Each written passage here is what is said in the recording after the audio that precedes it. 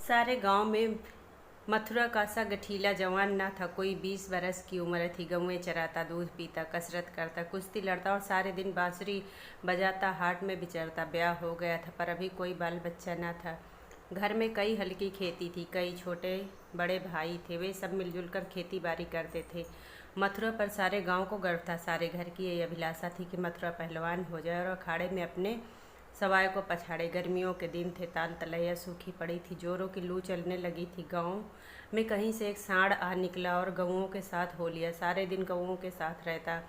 रात को बस्ती में घुस जाता और खूंटों से बंधे बैलों को सींगों से मारता। यह सांड रात को उन हरे भरे खेतों में पहुंच जाता और खेत तबाह कर देता। लोग उसे डंडों से मारकर गांव से बाहर भगाते, लेकिन जरा देर में वह गायों के पास आ जाता। आखिर जब धैर्य का अंतिम बंधन टूट गया तो लोगों ने मिलकर मथुरा को घेरा और बोले, भाई कहो तो गांव में रहें, कहो तो निकल जाएं। जब खेती नहीं बचेगी तो क्या करेंगे? तुम्हारी गांव के पीछे हमारा सत्यानाश हो जाता और तुम अपने रंग में मस्त हो। मथुरा को उनकी दशा पर दया आई और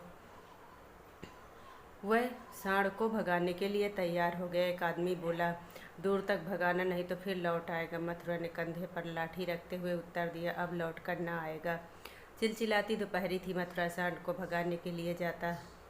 दोनों पसीने से तर थे। सांड बार बार गांव की ओर घूमने की चेष्टा करता, लेकिन उस समय मथुरा से बचकर बगल से ताबड़तोड़ इतनी लाठियां जमाता कि सांड को फिर भागना पड़ता। अरहर की खूंटियों से मथुरा के पांव लहूलुहान हो गए थे। झाड़ियों में धोती फट गई थी। गांव पर गांव आते गए और निकल गए। उसका कंठ सूख गया, आंखें लाल हो गई थी, रोम रोम से चिंगारी निकल रही थी। दम उखड़ गया, लेकिन वह एक क्षण के लिए भी दम न लेता। 2-2.5 घंटों के बाद जाकर नदी आई। सांड ने बहुत चाहा कि वह तेजी से दौड़कर आगे निकल जाए, पर मथुरा ने उसे मुड़ने का मौका न दिया। सांड को नदी में घुसने के सिवाय दूसरा उपाय न सूझा। उसने इतने डंडे लगाए कि उसकी लाठी टूट गई। अब मथुरा को जोरों से प्यास लगी। उसने नदी में मुंह लगा दिया और इस तरह हौक हौक कर पानी पीने लगा मानो सारी नदी पी जाएगा। मालूम नहीं 5 सेर पी गया या 10 सेर, लेकिन पानी गर्म था, प्यास ना बुझी। वह घर की तरफ चल पड़ा, लेकिन 10 ही पग चला होगा कि पेट में मीठा मीठा दर्द होने लगा। उसने सोचा, दौड़कर पानी पीने से ऐसा दर्द अक्सर हो जाता है, जरा देर में दूर हो जाएगा। पर दर्द बढ़ता ही गया। अंत में उसने जोर जोर से कराहना और रोना शुरू कर दिया। पर वहाँ कौन बैठा तो जो उसकी खबर लेता? बेचारा दोपहरी के सन्नाटे में तड़प तड़प कर मर गया। 1 महीना गुजर गया। गांव वाले अपने काम धंधे में लगे। घर वालों ने रो धोकर सब्र किया, पर अभागिन विधवा के आंसू कैसे पुछते? वह हरदम रोती। उसकी आंखें चाहे बंद भी हो जाती, पर हृदय नित्य रोता।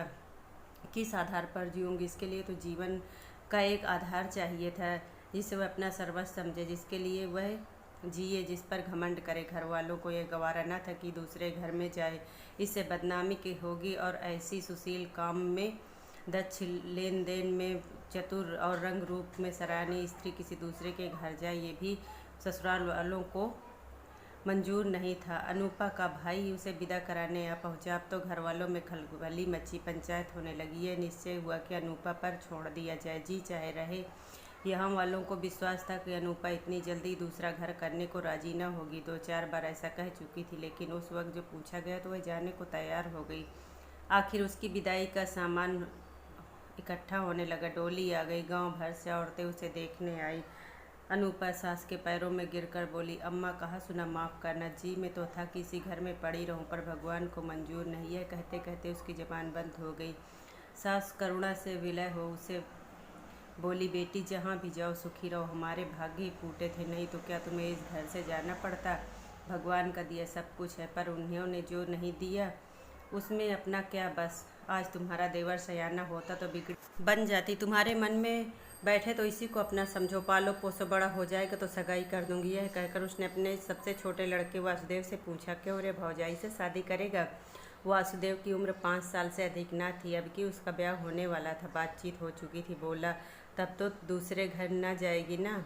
माँ, नहीं, जब तेरे साथ ब्याह हो जाएगा तो क्यों जाएगी वासुदेव, तब मैं करूँगा। माँ, अच्छा, उससे पूछ, तुझसे ब्याह करेगी? वासुदेव अनूपा की गोद में जा बैठा और शर्माता हुआ बोला, हमसे ब्याह करोगी? यह कहकर वह हंसने लगा, लेकिन अनूपा की आंखें डबडबा गई। वासुदेव को छाती से लगाते हुए बोली, अम्मा, दिल से कहती हो? सास, भगवान जानते हैं। अनूपा, आज से यह मेरे हो गए। सास, हाँ, सारा गांव देख रहा है। अनूपा, तो भैया से कहला भेजो। घर जाएं। मैं उनके साथ नहीं जाऊंगी। अनूपा को जीवन के लिए आधार की ज़रूरत थी, वह आधार मिल गया। सेवा मनुष्य की वास्तविक वृत्ति है, सेवा ही उस जीवन का आधार है। अनूपा ने वासुदेव को लालन पालन शुरू कर दिया। उपटन और तेल लगाती, दूध रोटी मलमल के खिलाती। आप तालाब में नहाने जाती तो उसे भी नहलाती, खेत में जाती तो उसे भी साथ ले जाती। थोड़े ही दिनों में उससे हिल मिल गया, एक क्षण के लिए भी उसे न छोड़ती। माँ को भूल ही गया। कुछ खाने को जी चाहता तो अनूपा से मांगता, खेल में मार खाता तो रोता हुआ अनूपा के पास आता। अनूपा ही उसे सुलाती, अनूपा ही जगाती। बीमार हो तो वह ही गोद में लेकर बैठ के घर जाती और दवाएं पिलाती।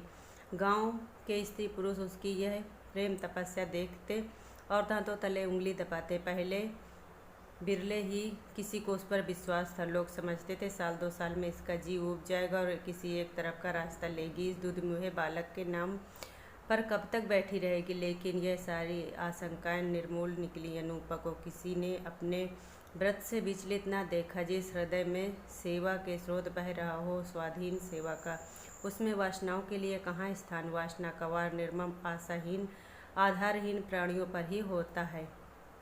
वासुदेव को भी कसरत का शौक था। उसकी शक्ल सूरत मथुरा से मिलती जुलती थी, डील डौल भी वैसा ही था। उसने फिर अखाड़ा जगाया और उसकी बांसुरी की तानें फिर खेतों में गूंजने लगी। इस भांति 13 वर्ष गुजर गए। वासुदेव और अनूपा की सगाई की तैयारी होने लगी। लेकिन अब अनूपा वह अनूपा न थी जिसने 14 वर्ष पहले वासुदेव को पति भाव से देखा था। अब उस भाव का स्थान मात्र भाव ने ले लिया था। इधर कुछ दिनों से वह गहरे सोच में डूबी थी। सगाई के दिन ज्यों ज्यों निकट आते उसका दिल बैठा जाता था। अपने जीवन में इतने बड़े परिवर्तन की कल्पना से ही उसका कलेजा दहक उठता था। जिसे बालक की भांति पाला पोसा, उसे पति बनाते हुए लज्जा से उसका मुख लाल हो जाता था। द्वार पर नगाड़ा बज रहा था, बिरादरी के लोग जमा थे, घर में गाना हो रहा था। आज सगाई की तिथि थी। सहसा अनूपा ने जाकर सास से कहा, अम्मा मैं तो लाज के मारे मरी जा रही हूँ। सास ने भौचक्की होकर पूछा, क्यों बेटी, क्या हुआ? अनूपा, मैं सगाई ना करूँगी। सास, कैसी बात करती है बेटी, सारी तैयारी हो गई, लोग सुनेंगे तो क्या कहेंगे?